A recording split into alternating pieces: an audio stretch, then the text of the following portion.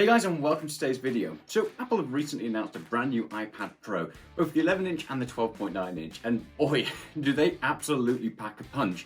But there's probably a couple of reasons why you might want to just hang fire on buying one right now, and there's obviously a lot of reasons why you might actually want to buy one as well. So in this video, we're going to discuss a couple of the reasons why you might want to buy one, and a couple of the reasons why you might want to just hang fire just a little bit. So let's get started, shall we?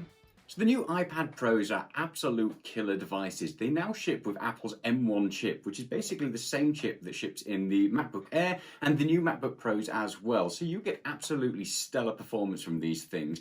They also ship with 8GB or 16GB of RAM, depending on what storage option you go for. And storage now goes up to a whopping 2TB. So when it comes to the hardware in this beastie, it is absolutely pro level, and you're going to be able to do some pretty impressive things. Not only did they upgrade all the internal hardware of this thing, they've upgraded a lot of the stuff on the outside as well. So it looks pretty much identical to the previous gen iPad Pros like I've got here.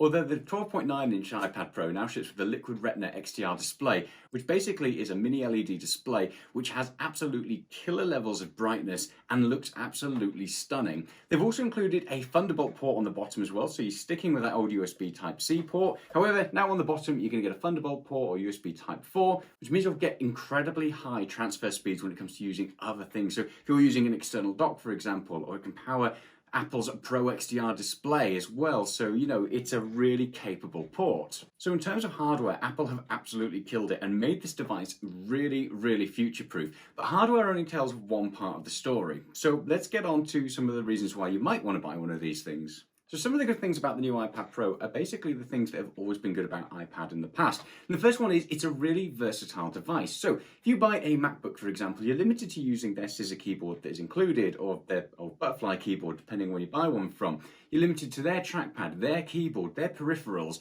Whereas with an iPad, you choose what you want to use. For example, if you want to use the new Bridge Plus Pro keyboard, you can buy one of those for £229. If you want to use Apple's Magic Keyboard, you can buy one of those. If you just want to use a keyboard without a trackpad, you can buy one of those. So depending on what type of peripherals that you want to use with the device, you have that flexibility. And that's one of the killer things about using an iPad.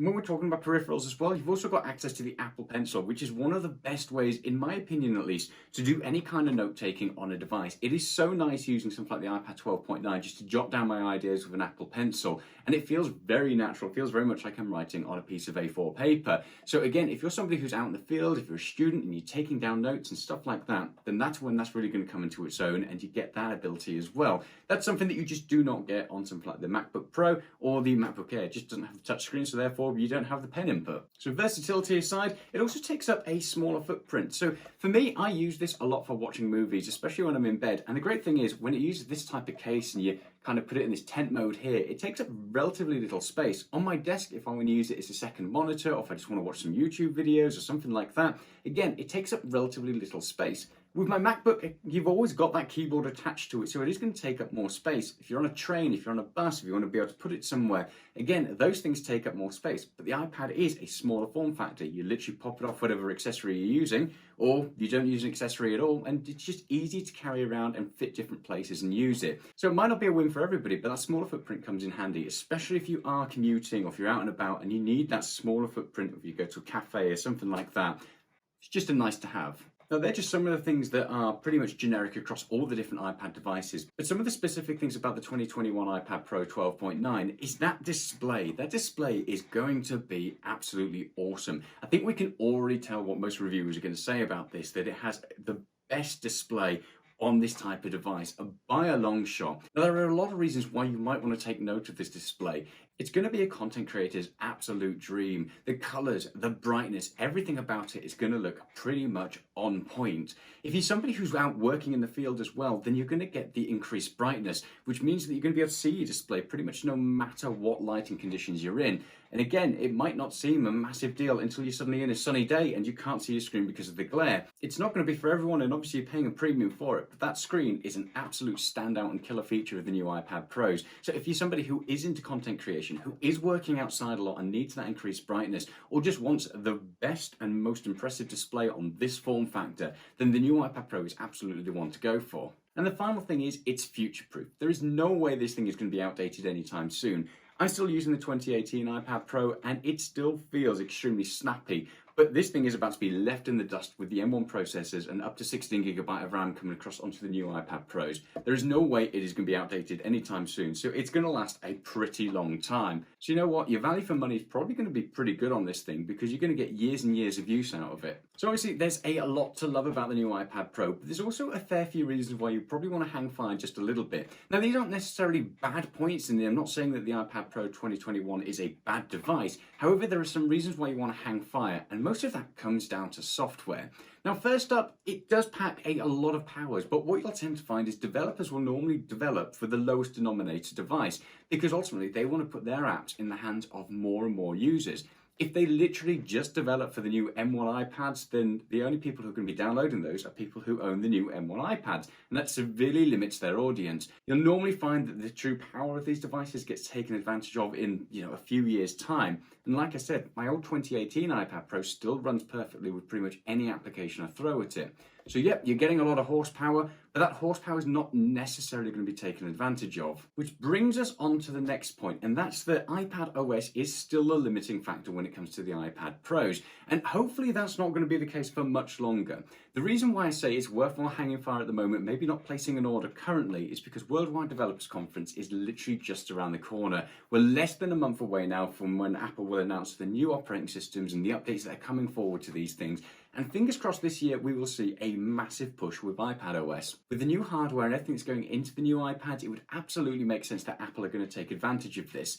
Now, what that looks like, who knows? But fingers crossed we're going to start seeing some things like pro applications coming across. When they announced the iPad, they didn't really show anything off. They just lent on third-party developers and their applications that were coming. And there were some pretty interesting ones that were teased there. Things like DaVinci Original Sin, Devil May Cry, some really high-end looking games. So, you know what, hopefully we'll start to see some of those coming across, but more importantly, we'll see Apple's Pro apps as well.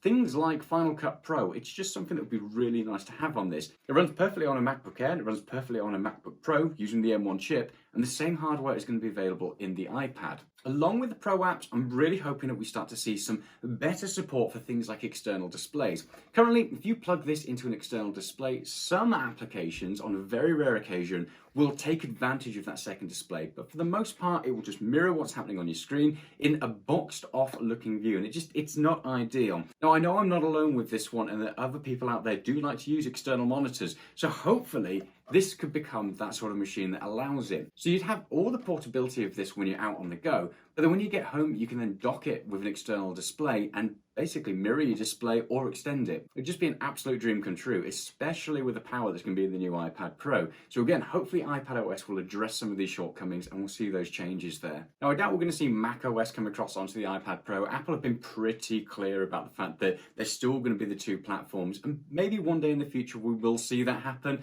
but at the moment I just think they're going to start to mirror more and more features and we won't see a fully fledged Mac OS on there. So if that is something you're hoping for, I wouldn't get your hopes up. But however, I do really hope and I do believe that we will start to see some more pro applications come across to this and more support for things like external displays. So fingers crossed, we will see that in just a month's time. It does, however, make it worthwhile hanging fire because you don't have too long to wait for Worldwide Developers Conference.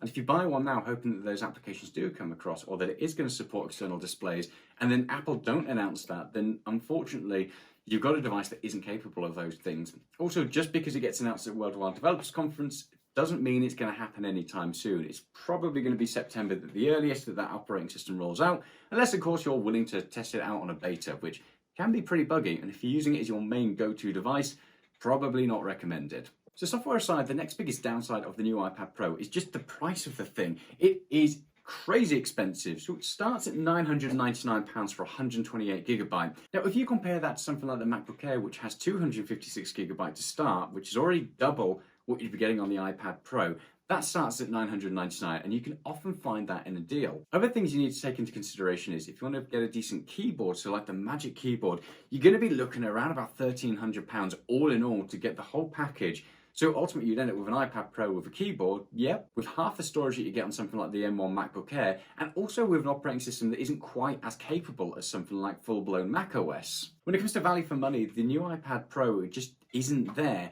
It's a nice form factor and it's great to have. And if you really, really want to have that tablet experience and you need the note-taking experience, then maybe it's worth shelling out. But actually, it probably works out better at the moment to get something like the iPad Air instead, because it's a much, much cheaper deal and it still does pretty much all of the things that the new iPad Pro will do. You still get the pen input, you still get hardware that can basically handle anything that's on iPadOS at the moment. And unless Apple announce something absolutely groundbreaking with the software at Worldwide Developers Conference, the iPad Air is still probably going to be capable of these things. So yeah, as a value proposition, the iPad Pro just isn't there. If you need the iPad and tablet form factor with a pen input, an iPad Air probably is the one to go for, and then combine it with something like a MacBook Air instead. If you need something that's going to be really productivity based and give you that full-blown desktop operating system, then an M1 MacBook Air or an M1 MacBook Pro is the route to go for anyway. So in conclusion, should you order one? And the short answer is no, not yet. It's an absolute killer piece of hardware and it looks like it is going to really, really help to define Apple's future in terms of the tablet market, especially if they nail the software. However, until we see some more things come from the Worldwide Developers Conference regarding that software,